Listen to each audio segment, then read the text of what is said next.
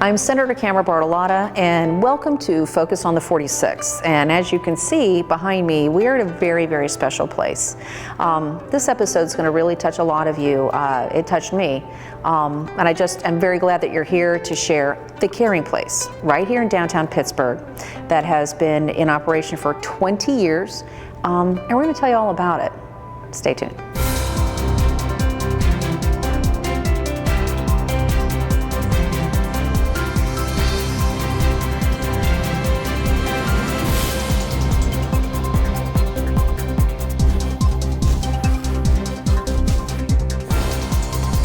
We're here with Therese Vorshek, the director of the Caring Place, and I'm going to let her tell us about the history and how this all got started and how you got involved with the Caring Place. Terrific. Senator, first of all, welcome to the Caring Place. We're so happy to have you here. I'm happy you guys are here. Thank you. Thank you. And it's a privilege to be able to talk about the Caring Place and help people understand what we do here in our program, but also to help people understand the grief of children. So that's what the Caring Place does. We provide programs and services for children and their families after the death of a family member.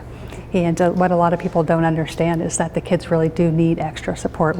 We think of kids as being very resilient and bouncing back very quickly after these tragedies in life, but in fact, when a child has a parent die or a grandparent or a sibling, it affects them for a very long time. Forever, yes. Yes, yeah, exactly. And they're too young to know how to express that a lot of the time. That's right. And they express it in so many different ways. And just because a child doesn't show symptoms of grief doesn't mean they're not just torn up inside. And as we discussed earlier, I lost my husband 7 years ago, and my kids were, 19 and 15. But it doesn't matter what age That's right. a child is. Even if they're very, very, very young, they sense and they know something is very, very, very different. I'm talking about almost like infants and toddlers. Absolutely. And things. Mm-hmm. Because they sense the grief around them. That's right. So that's also a huge part of it. But I had a dear friend whose husband passed away actually 8 months after mine did, and she was able to bring, her children here, mm-hmm. and she just loved the programs and the camaraderie and the community that is here. And one of the things that she told me that I thought was really kind of very special about it was that a lot of these kids hang out with other kids, mm-hmm. and they don't even talk about their family member who's passed or anything else because it can go unspoken. That's right. That's right, because what they're understanding just by being here is that they're not alone. Yes. And they feel very alone. They feel like they're the only ones this has happened to. Mm-hmm. A lot of times their friends haven't had a parent die or a sibling die, and so they really feel like they're alone mm-hmm. in the world. And then they walk into the Caring Place, and there's a room full of kids, unfortunately, but just like them. Right. And whether they talk about it or not, they know. Everybody is here because they've lost somebody, and they've formed this community. It's a community they don't really want to be a part of, but thank goodness there is a community where they can feel less different and less alone, and that's what they find here. Yeah, and one of the things she also shared with me was like, no, it's not that everybody sits in a circle and it's just, let's just have a support group kind of thing. Mm-hmm. That's not really what it is. There's so much more, and I can't wait to share with everybody out there all of the different kinds of things that you offer to all these kids. And you're exactly right. I love talking to the kids after they've been here for a while, mm-hmm. and I'll ask them, when your parents said to you, I'm going to take you to a grieving center. Mm-hmm. Okay, imagine a 12-year-old hearing a grieving center. What is that going to be like? I love asking them, so what did you think the Caring Place was going to look like mm-hmm. before you got here? And oftentimes they'll say things like, I thought it was going to be like a funeral home, or kind of a church basement type of thing, or counseling, one-on-one, somebody sitting there with me saying, you have to talk about this. Right. And then they walk in and they see a little bit of a different atmosphere, and as we walk around you'll see the different things that we have, and we do a lot of different activities here, balancing the grief with life, because these kids are grieving, but they're still kids. Right, they've got a lot of life ahead of them. That's right, and so it's about really how do you take that grief and learn to live with it for the rest of your life and integrate it into life. Yeah, and grief is not an unhealthy thing. No, it's natural. It's a natural process. Right. We grieve because we love somebody who died. You know, that's the grief comes from the love that we have for that person. It's a very natural process. Well, as we go through, I'm going to have you kind of, you know, talk to me as though I'm just somebody with a family that's coming in, and you know, with kids at all different ages. So, you know, you'll take us through, because I know there's a whole lot of viewers out there. I've talked to so many of them who've lost people in their families, and maybe they don't know where to go, and maybe they do have children that are acting out, or suddenly they've completely changed their personality and they don't know what to do. This is what you do, and we're going to show you all the different ways that this place can help you and your family. This is the first room we get to off of the lobby area. This is a great room. Tell me about this. This is what we call our forum, but I really like to refer to it as our community room, because when families come here, and again, our program is focused on children, but I really want everybody to understand that the adults come as well. So it's a family program. So it's the adults and the kids that come to the program. And so for the first hour, they come for 2 hours in the evening for a group session. Okay. And for that first hour, we meet in this very large room as a community. It's a community time for that first hour. We have dinner for the families, and as you can look around on the bleachers, we have a lot of games that we play with the kids, and we'll see in a little while we have an air hockey room that the kids just love to go in and play during that first hour as well. And it's really, that first hour is a time for the kids and the adults to kind of transition, you know, transition from work, transition from school, and just get comfortable here, get comfortable with each other, talk, share a meal together, and just begin to be here to be able to kind of do the work in a sense of the second hour. So we all kind of hang out in here. It's very empty in here right now, but if you came on a group night, very different feeling, as you could imagine. It's many kids and adults in here. Typically in a group session, we'll have anywhere from 60 to 100 people in this room. Really? Between between the family members and then the volunteers, because we're a volunteer-based organization, which we'll talk about in a little bit. So you'd walk in this room, a very different feeling. You'd see kids playing games and adults and kids eating pizza, and everybody just kind of mingling with each other and checking in, and how was your week, and you know, that type of thing with each other and with the volunteers. So do the families typically come once a week? They typically come once every other week. So they sign up for what we call a session, and that's 10 group meetings. Okay. And they typically come from 6 to 8 o'clock every other week. Oh, okay. And then when they finish that session, they can sign up for additional sessions for as long as they need to. So the sessions begin and end, but you can come for as many times as you need to. Because, you know, grief, we have no prescriptive way of talking about, or we don't know how long people will grieve, and so you know you're not suddenly cured after a year or 2 years. There was long time ago there was a belief that 2 years, and you know you get through the grief process in 2 years and you're done. We now know clearly that's not the truth of the matter, as you obviously know. Right. And the grief comes back, and so then different milestones in a child's life will trigger all of that all over again. That's exactly what happens. Yeah. A kid graduates from high school and just says, you know, I really wish dad were here, or mom were here, or brother or sister or something. Exactly. And that triggers that grief again. Exactly. And that's why, as we were talking about before, the grief goes on forever. You know, it gets easier, hopefully, over time. But especially for kids, if you're 6 years old when your dad dies, you know, you understand that grief very differently when you're 16. And then, you know, you're hitting those developmental milestones where you're going to college, you're learning to drive, you have your first girlfriend, right? You know, and mom or dad or big brother who might give you some advice about that first girlfriend. You know, if he died, he's not there now. And so the grief is triggered and it comes back. Yeah, for sure. Right. So when we spend that first hour in here, as I said, typically on these tables we'll have dinner and cookies and things for the kids, and we hang out and play games. But while we're in here, let me show you something else. As you see on our walls, we have a very large tree mural. Let me tell you about that. So when the kids come here, as I said, they come for 10 meetings during that first session. On the 10th night, we have a ceremony for the kids where it's basically our way of saying to them, you know what, we understand the courage that it takes to come here. It's hard. And even though we know you have a lot of fun when you come here, you talk about some really hard things, and we want to honor that. We want to honor the courage that it took for you to be here and for you to talk about your feelings and to talk about the really hard stuff in life. And so what we do, if you look closely on the leaves of the tree, there's names. Yes. And those are the names of all of the kids who have come to our program. So this was our first inaugural tree. Now we'll have been in the Caring Place started in this building 20 years ago next year. Oh my goodness. So we'll have been here 20 years in the Pittsburgh community. And so we have over 3,000 names on this tree, and we've actually installed a second tree, and we're filling up the leaves on that too. But we add the kids' names to the leaves of the tree and have a ceremony to say, this is kind of our version of the trophy cases in the schools, you know, where you get kind of academic honors or athletic honors. Well, this is our way of saying, you've done something really hard, and we're proud of you. And your name will always be on our tree, and it's another way of saying you'll always be part of the Caring Place, in a very literal way. Literally, yes. Yeah. And we see the kids over the years. We've been here long enough that some of our early kids that came, you know, they're young adults now. My goodness, and they'll come 20 in years. Yeah, exactly. They bring their kids in, and they want to find their name on the tree and show, you know, it becomes part of their history. Coming to the Caring Place becomes part of who they are and part of their history growing up, so they want to share it now with their new family. Yeah, it's kind of symbolic, you know, the Yes. tree's got very strong roots, Exactly.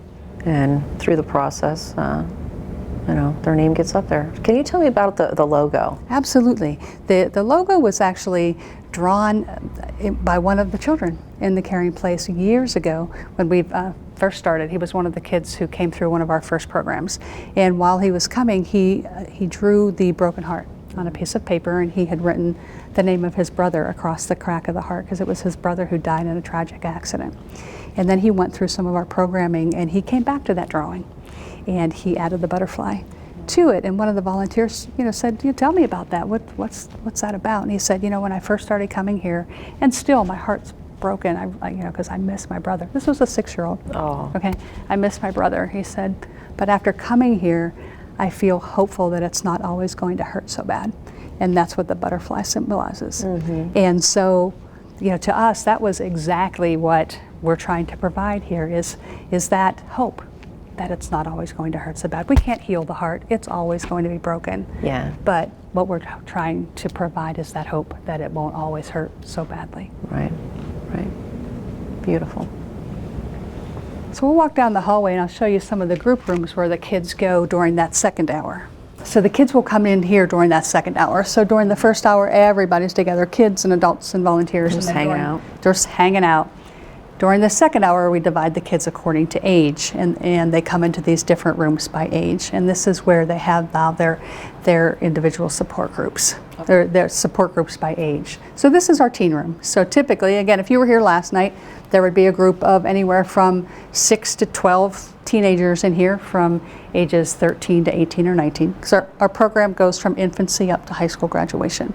So even those little ones that you were talking about, we'll talk about them in our preschool room. So Okay. infancy up to high school graduation. So you would have seen a group of teens in here. And what you see on the table is some representation of some different activities that we do with the kids. So during that second hour, now it's not therapy or counseling that we're providing, it's peer support. It's the opportunity for kids to be together with other kids who are their age, who unfortunately have gone through something very, very similar, and to talk about that and what it's like and what life has been like since then, what life was like when their person maybe was sick and dying, and, you know, just everything that surrounds the death and life afterwards. And so is there a counselor associated with each There's group, actually or- volunteers. Okay. So we have volunteers in these rooms that are facilitating the discussions and the activities with the kids. We train the volunteers. They go through an extensive training, 26 hours training, and then they work with the kids in the rooms to facilitate all of the discussions and the activities that the kids are doing. And the activities are geared toward having the kids share their feelings, Right. and talk about the memories of the person who died, because that's important. That's what they have left. Yes. Are the Bring them memories. back to life a little bit with the stories and they share with each other. Exactly, because honestly, outside of here, people don't want to hear it anymore. Either they don't want to hear it anymore, or they expect you to move on. Yeah. Over time, you know, it's been 6 months. You Oh. know, why are you still upset? It's been a year since your Oh, dad has died. geez, You know, right. the kids hear that in school all the time. Or they get the flip side adults don't want to bring it up because they don't want to upset them. Right, exactly. You know. Yeah, what do you say? You know, that's exactly. why so many family members and even friends of families, of those who've lost someone in a family, they kind of disappear. They kind of fade into the woodwork because, well, I didn't know what to say. Right. Well, then don't say anything. Just come over and share a pizza with me. Exactly. You know, just Listen. let's go for a walk, whatever. I mean, there's so many things that people, they don't know what to do. That's right. And we get that question a lot, like, what do I say? What do I do? And oftentimes we say, don't get so hung up in what you're going to say. Just be there to listen. You know, let them do the talking. Yes. And just listen. You know, let them talk about the person who died, let them share the memories or not. Let them just talk about, you know, the TV show that it's just having somebody with you in the journey. Right, exactly. So it's not really about what you say, it's about more about Yeah, because you're listening. feeling pretty alone anyway. Right. And then when family members and friends kind of disappear a little bit, you feel 10 times more alone. That's right. Yeah. That's so right. there's never a bad thing to say, really. Just be present. That's right. And that's what happens here. So the kids will, you know, they have other kids that will listen to them and who get it. Yeah, I heard a teenager recently say that one of the things that he loved about coming here the most is that he said, when I looked across the table, he said, I knew that that guy sitting over there, he said, now to be honest, he might not be a guy that I would even hang out with in school. You know, he said, but I know here, he knows exactly what I mean Right. when I talk about, you know, my mom dying. Yeah. And oftentimes the things that he's saying, I'm thinking. Yeah. And, you know, that's kind of the power of the magic that happens here is they get to understand that they're not crazy and they're not alone in what's happening. Yeah, they all share the same language. That's right. Yes, exactly. And so some of these activities are things that we do with the kids to help facilitate those discussions. These are memory boxes that the kids will make that, so they decorate it in memory of the person who has died. You know, it might be that red was Dad's favorite color, or, you know, however they want to represent that person with their name. And then they use that box to keep different mementos in, you know, whether it's pictures or maybe it's tickets to a Pirates game that they went to with their grandfather, or their mom's perfume, you know, different things, that a letter that they wrote to the loved one, you know, anything that they hold in those boxes, and it becomes kind of a treasure chest of those memories for them. What's the significance of the 2 pots? So that's an activity that we do where we have the kids take a pot that's not broken and break it, and then take all of the pieces and try and glue them back together. Oh, okay. And then we talk about, you know, what that process is like to try and take something that's been shattered and try and fit the pieces back together. And even if you can get most of the pieces in, and even if you can get the pot back whole, you still have all of the cracks. All the cracks show, right. Yeah. So, you know, it becomes a metaphor for what's happened, and it gives them an opportunity to talk about what it's like to try and fit those pieces back together after having been shattered. Yeah. So it's those types of activities. I like this activity a lot. I think we do this with the teens a lot, where I think we can all relate to this, that they make the paper mache mask first, and then they decorate it, and they decorate the outside of the mask to show what they're showing outside, what, you know, the mask that they wear at school or when they're hanging out with their friends, and what they're, you know, how, and then inside they'll decorate. Now this one's a mask in process, but, you know, they'll decorate it to represent all the stuff that they're holding inside. And then again, then they share it with everybody and talk about the difference between their outside feelings and their inside feelings, and then, you know, they can talk about what that's like. So, you know, like we talked about earlier, you said your friend, they were afraid that it was going to be like counseling. Right. But there's a lot, you can see there's a lot that happens here with a lot of different activities. It's not just kind of a one-on-one conversation. Right. Yeah, it's not everybody just sitting in a circle crying. No. That's not what it is. Absolutely not. They're very active, and they're very engaged with each other and with, you know, their memories. Absolutely. That's exactly what happens. And I often tell people, you know, we laugh here as much as we cry, and some, you know, some nights more, because it's about life too, and they're kids, and we have a lot of fun with them. Now we won't go in every room, but this is the room for 10 to 12-year-olds. This is kind of the middle school room. Okay. And the rooms look pretty similar. That it's just the activities that will change because they're developmentally appropriate for the age of the child. So what we would do with a 17-year-old would be different than what we would do with an 11-year-old. Sure. We do different activities. So how about these quilts on the wall? Yeah, so Can you tell me these- about the quilts that are over here on the wall? Absolutely. So these are our memory quilts that hang on our walls, and if you look closely at all of them, they're the families that come here have the opportunity to make a quilt square in honor of the person who has died. And so that's what, the photos that you're seeing are the deceased members of the family. And each family member has the opportunity to create one of these quilt squares as a family while they're here at the Caring Place.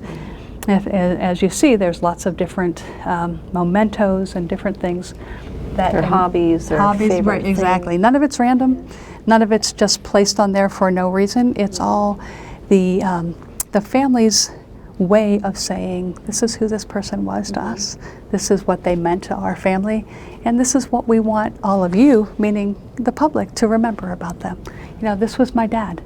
This is who he was to me. We went to Steeler games together. These are all the kids in the family. Or, he loved to ride his bike. That's what I remember about my dad. Loved to play football. My mom she loved her dog. Right. Those types of things. So everything on here represents that person. And so this quilt square represents their life and who they meant to the family. And then they hang here so that we can all remember as well with them.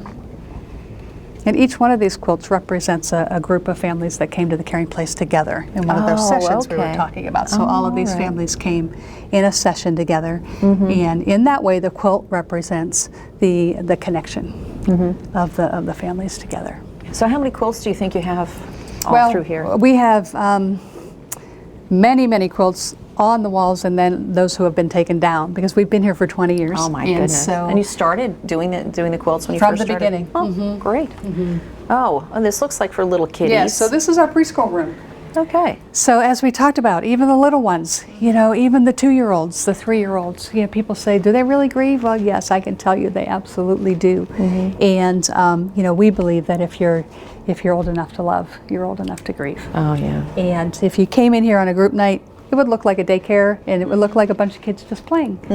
But if you stayed here long enough, you would see in little spurts in their play is how the stories will come out. You might see a little girl making pancakes for a volunteer over in the kitchen area and say, I wonder who's going to make pancakes for me now that my mom, my mom's has died. Or, we see a lot of doctor play in here because oftentimes they spend a lot of time in hospitals with the person who is sick. And we see a lot of kids in the sandbox burying and unburying and burying and unburying, trying to kind of figure out, what did that mean to see my grandfather lowered into the ground? Think about that concept for a child. Right. To see somebody put into the ground. And so they do a lot of burying activities there. You can see some of the emotions that come out in their drawings. I'm mad. The kids are often very mad. They go through all the different stages of grief like everybody else. Absolutely. Some people think, they're just acting out, but no, they're trying to deal with something. And the other thing that we mentioned earlier on too is that it's not just what's happening. Maybe they're very, very young, and yes, somebody passed away. But we also have to remember that there's a dynamic in the house, in the home, with all the other family members. As the other family members are grieving, kids are extremely sensitive. They pick up emotions and feelings of the people around them, whether it's tension or sadness or anger or any of those things. That's absolutely true. And we hear from the kids oftentimes that grief affects the whole family. And typically for kids, in difficult times, who do they turn to? They turn to the adults in their family. But the adults are grieving. Right. And so you have a mom, kids lost dad, mom has lost her spouse. Right. So she's grieving, and so the kids pick up on that very quickly. And they tell us often, I don't talk about it at home because they don't want to make mom cry, or dad cry, or their plate is full. Exactly. Or maybe it's an older sibling that they turn to, but they're grieving too. Exactly, right. So it's the whole family dynamic becomes very complicated. Oftentimes the adults that come here will tell us the car ride home from the Caring Place becomes a very important time, because the Caring Place has given them kind of the vehicle to talk about it, because the adults can say, what did you do in your group room tonight? Right. And that gives them a way to begin to talk about it. And then it's a safe place for the kids to say, oh, well, this other kid was talking about X, Y, Z. Right. you know, and then that's a way to bounce things off of their own parent or sibling or something as well. Exactly. Yeah. So we're going to walk into our expressions room. It's a Ah. very special room in the caring place that people don't expect to see a lot of times. But Right. you know, the kids will come in here. Sometimes the feelings of grief are just too big for words, you know, and you need that physical outlet. And Yeah. so that's what this room is for. It gives them the Exactly. opportunity. I don't know if you want That's to great. take a batter or the gloves and try it out. there but we you know go. that I'll that tell you what. physical outlet is important. We have a heavy bag at my house because Oh, do you? my husband loved boxing. Believe me, we used to watch every single boxing match you could ever imagine. And so my son, I took the heavy bag down. Actually, it was only a couple of years ago. And my son said, "Can we put that back up again?" Just because it was Dad's. Yeah. That's awesome. Doesn't it feel good? Yeah. It just feels good That's to get great. that out, doesn't it? Oh, that's fantastic. You know, and sometimes you really need that. You do. You get all that pent up energy, and it's not just boys. Sometimes girls get a no. little ticked off and want to. The girls use this Yeah. room as much as Yeah. the boys do. And, you know, Yeah. for the younger kids, sometimes they don't Wow. have the language Yeah. because they just haven't learned it yet. They Yeah. haven't learned all the words. And so this gives them that outlet. And for the older kids, like they'll tell us, you know, sometimes the feelings are just too big. Like I Yeah. can talk about it, but it just doesn't touch it. And, Right. you know, they need that outlet. And if you don't get it out, it will come out in some way. Sure. And so we like to give them a safe way for that. That's great. For that to come Nice out. padded room Yes. here. Yeah. This is for sound. Yeah, but you can also Soundproofing. Kind of. Yeah. jump against it. The kids love Kick this the room. wall, punch the wall. Exactly. Great. Here you go here. Oh, fun. Oh, here we go. This is a fun room. Yeah. Oh, This is our air hockey room, activities room. And the Very kids fun. love this room, as you can imagine. yeah. Have you ever This is played air great. hockey? Oh, yeah. Have you? So you know you can't play air hockey without having fun. No, you can't. I mean, it's Ready? just impossible. Hold on. Okay. There we go. You ready? Yep.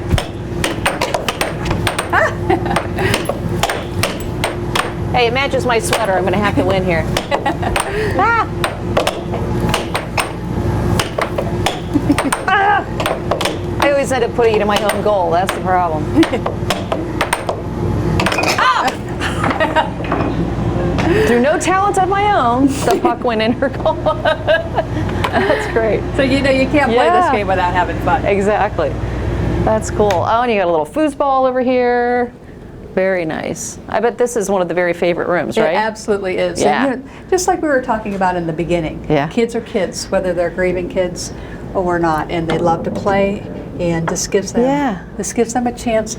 A lot of times they feel after their person has died that if they have fun, they feel kind of guilty about that. Right. You know, and so Right. this is our Exactly. way of saying to them, it's okay. Yeah. You're still a kid. You need to have fun. Yeah. Yeah, that's what And kids it's do. okay. And You it's can okay. laugh. Yep. You can be silly. You know, you can have friends. You can move on. So on this wall, you got a whole timeline here. Just tell me. Absolutely. So the Caring Foundation started in '85 to address the issue of uninsured children, created the model for what eventually became the Children's Health Insurance Program, and then transitioned into creating the Caring Place back in 1996, 1997, which is now the signature program of the foundation. That's great. That's great. So it's a Highmark facility. So do you need to have Highmark insurance? That's a I mean, great how does that question. work? So actually, there's no cost to coming to our program. So, all of the services that we provide are provided at no cost. I mean, we even pay for parking Oh my for the gosh. families, and so they really don't have to pay for anything. And it's a community program. So, although Highmark is our major sponsor, you don't have to have Highmark insurance to come here. Wow, that's great. Yeah, they've championed this cause since the beginning, so it's been wonderful. Okay, so this is an adult room. Yes, exactly. So when the kids are in their group rooms, the adults are here in their own support groups. So, you know, in this room you might have a group of 8 to 10 adults who all have lost a spouse, or maybe all who have lost a child. right. Yeah, exactly. And, you know, they need their own support. They'll talk about their own grief in here, and then also the grief of their children. And, you know, it gives them the opportunity to say to another mom, for example, you know, since my husband died, my 10-year-old wants to sleep with me again. You know, is your child doing that? And, you know, and be able to talk with others who get it. Volunteer support, facilitate these groups. So again, it's not therapy or counseling, but it's the opportunity to be with others who are going through what you're going through. Right. Okay, wonderful. Therese, this place is not just available for, kids and teens of family members who've lost someone to cancer or illness or, a tragic accident. You were just discussing with me a little bit ago the incredible rise in the need for your services because of opioid Absolutely. Issues. We have seen that in the last several months, that our call rate has skyrocketed, unfortunately, because of how many deaths are happening because of the opioid crisis. And many of those deaths are of adults that have young children at home. They're 20, 30, 40-year-olds who still have young kids at home. So we're getting those calls. That's so tragic. Yeah, that's an issue that we're really passionate about. Absolutely. Trying to curb. This is Beth Beglinger. And you came to the Caring Place how long ago?